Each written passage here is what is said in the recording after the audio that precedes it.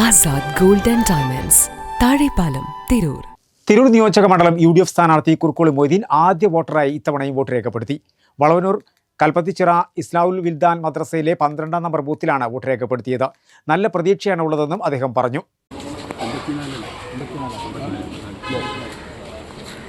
തിരൂർ നിയോജക മണ്ഡലം UDF സ്ഥാനാർത്ഥി കുറുക്കോളി മൊയ്തീൻ ആദ്യ വോട്ടറായി ഇത്തവണയും വോട്ട് രേഖപ്പെടുത്തി.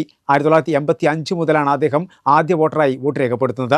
2 തവണ മാത്രമാണ് ആദ്യ വോട്ട് രേഖപ്പെടുത്താൻ കഴിയാതെ പോയത്. കേരളത്തിൽ ഏറ്റവും കൂടുതൽ വോട്ടർമാരുള്ള മണ്ഡലമാണ് തിരൂര്.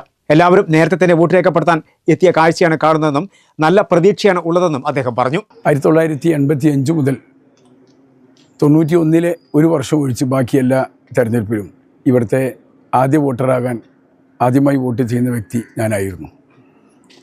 അത് ഈ പ്രാവശ്യം തുടരാൻ കഴിഞ്ഞിട്ടുണ്ട്.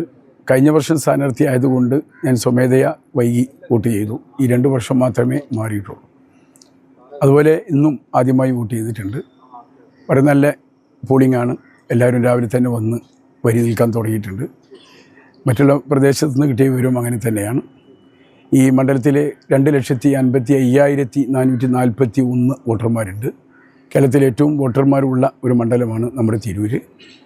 നമ്മുടെ സംസ്ഥാനത്തിൻ്റെ ഒരു സാംസ്കാരിക ആസ്ഥാനം ആയിട്ടുള്ള തിരൂരിൽ വളരെ സമാധാനപൂർവ്വം എല്ലാവരും ഈ തെരഞ്ഞെടുപ്പിൽ സഹകരിക്കും. മുഴുവൻ വോട്ടർമാരോടും എനിക്ക് അഭ്യർത്ഥിക്കുവാനുള്ളത്, നമ്മുടെ ഈ തെരഞ്ഞെടുപ്പിൻ്റെ അന്തസ്സ് പാലിച്ചുകൊണ്ട് മുഴുവൻ ആളുകളും സമ്മതിദാനാവകാശം രേഖപ്പെടുത്താൻ എത്തിച്ചേരണം. വളരെ സമാധാനപൂർവ്വം ഇവിടുത്തെ എല്ലാ രാഷ്ട്രീയ കക്ഷികളും ഈ തെരഞ്ഞെടുപ്പ് രംഗം കൈകാര്യം ചെയ്യും. സംഘർഷങ്ങളോ മറ്റു വിഷയങ്ങളോ ഒന്നും ഇല്ലാതെ തന്നെ പരമാവധി എല്ലാവരും നോക്കണം എന്നുകൂടി എൻ്റെ മുഴുവൻ സഹസംഘടനകളുടെ കൂടി സാരഥികളെ അറിയിക്കാൻ ഞാൻ ആഗ്രഹിക്കുകയാണ്. ഇത് നമ്മുടെ അന്തസ്സിൻ്റെ ഒരു ഇതുകൂടിയായിരിക്കണം, ഒരു സൂചന കൂടിയായിരിക്കണം. വളരെ നല്ല പ്രതീക്ഷയാണ്. ജനങ്ങളുടെ മുഖം കണ്ടാൽ അറിയില്ലേ.